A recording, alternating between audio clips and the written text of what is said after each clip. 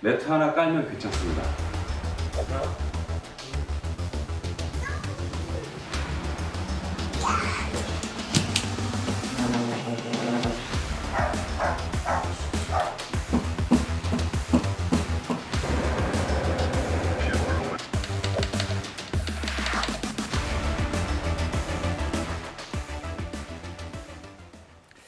이른바 코로나 집콕이 길어지면서 층간소음과 관련한 갈등도 늘고 있습니다. 최근에도 여러 사건들이 있었는데요. 사건과 법, 오늘은 이종환 변호사와 층간소음과 관련한 이야기 나눠보겠습니다. 네, 최근에는 개그맨 이휘재 씨 부부가 층간소음 논란에 휘말렸죠. 네, 얼마 전 이휘재 씨가 아내의 SNS 채널에 영상을 올렸습니다. 코로나로 집에 있는 동안 운동을 해서 이겨내자라는 취지였는데요. 영상 중에는 매트가 깔려있지 않은 집안에서 운동화를 신고 아이들과 야구와 같은 활동적인 운동을 하는 모습이 담겨 있었습니다. 이에 아랫집 주민의 댓글이 달렸고요. 층간소음 때문에 5번 정도 정중하게 부탁을 드렸는데 앞으로는 매트라도 깔고 뛰어달라며 임신 초기라서 너무 힘들다는 그런 내용이었습니다. 네, 논란이 불거지자 문정원 씨, 아내인 문정원 씨가 사과의 글을 남기기도 했는데 최근에 또 다른 개그맨들의 층간소음 논란도 있었어요. 네, 이웃 주민의 댓글에 문정원 씨는 매트도 주문 제작해놨다. 방음이 안 되는 줄 몰랐다. 코로나로 갈 곳도 없다라는 취지로 사과를 했습니다. 이런 가운데 개그맨 안상태 씨의 아랫집 주민이라는 사람이 온라인 게시판에 글을 올렸습니다. 임신 중인데 재택근무 중에 층간소음 때문에 너무 고통을 많이 받고 있다라는 그런 내용이었는데요. 안 씨는 뒤늦게 사과를 했지만 안 씨의 아내는 SNS에 조금 피해자를 조롱하는 취지의 일러스트를 올려서 논란이 되었습니다. 그리고 개그맨 이정수 씨 역시 층간소음 논란에 휘말려 있는 상황입니다. 네, 이렇게 층간소음 문제가 사실 어제 오늘 일은 아닌데 요즘 코로나19로 집에 있는 시간이 좀 늘다 보니까 이런 이웃 간의 갈등이 더 많아졌다고요. 그렇습니다. 지난해 말 층간소음 때문으로 추정되는 인분 투척 사건이 발생해 화제가 되기도 했습니다. 누군가 현관문 앞에 인분을 투척하고 도로에도 묻히고 갔다면서 온라인 게시판에 글을 올린 것인데요. 글쓴이는 층간소음 피해를 주장하는 아랫집 소행으로 추정을 했습니다. 이어 피해자의 아랫집 주민도 게시판에 글을 올렸습니다. 층간소음 때문에 윗집에 아무리 요청을 해도 소음이 멈추질 않았고 극단적인 생각까지 할 정도로 고통을 받았다. 하지만 자신들은 인분을 투척하지 않았다라는 취지인데요. 아직도 갈등은 해결되지 않고 있는 것으로 보입니다.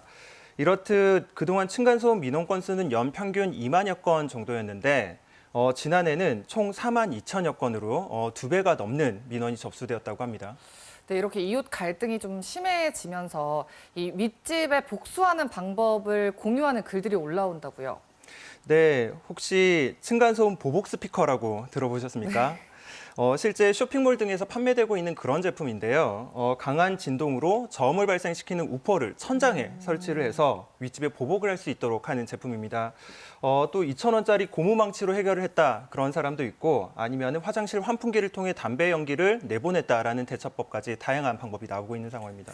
네, 사실 층간소음으로 인한 고통은 정말 너무 잘 이해를 하지만 이렇게 잘못된 보복을 했다가는 형사처벌을 받을 수 있다고요. 네, 이런 경우 자칫 폭행죄로 처벌을 받을 수 있습니다. 사람을 때린 것이 아니라 벽이나 천장을 때렸는데 왜 폭행죄가 성립하느냐 조금 의아해하시는 분이 있을 수도 있는데요. 네. 폭행죄는 신체의 유형력을 행사하는 행위입니다. 그런데 소리 역시 유형력에 해당하기 때문에 큰 소리를 낼 경우 폭행죄로 처벌받을 수 있는 여지가 생기는 것입니다.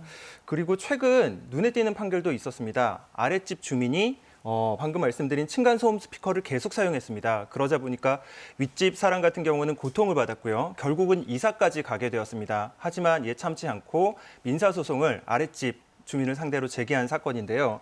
최근 인천지방법원은 층간소음 스피커를 사용한 아랫집 주민 같은 경우 윗집 주민에게 위자료 1,000만 원 그리고 월세 약 2천만 원 총 3천만 원가량의 손해를 배상하라라는 판결을 내리기도 했습니다. 네, 실제로 층간소음 문제가 발생을 했을 때 원만하게 해결한다는 게 쉽지는 않잖아요. 뭔가 적절한 대처 방법이 있을까요? 보통 층간소음에 대응해서 직접 찾아가시는 경우가 많습니다. 하지만 초인종을 누르거나 문을 두드렸다 하더라도 주거의 평온을 깨트렸다라고 판단이 되면은 그 자체로 주거 침입죄가 성립할 수 있으니까 주의하셔야 합니다. 가급적이면은 직접 해결하시기보다는 관리사무소 아니면은 층간소음 이웃사회 센터에 도움을 요청하는 것이 가장 좋고요. 환경부나 국토교통부 산하에 분쟁 조정위원회가 있습니다. 그래서 이곳에 중재를 요청할 수도 있습니다. 법적으로는 층간소음에 관한 기준이 현재 마련되어 있습니다. 하지만 이 소음을 초과하였을 때 어떻게 제재할 것인지 강제력은 부족한 상황입니다.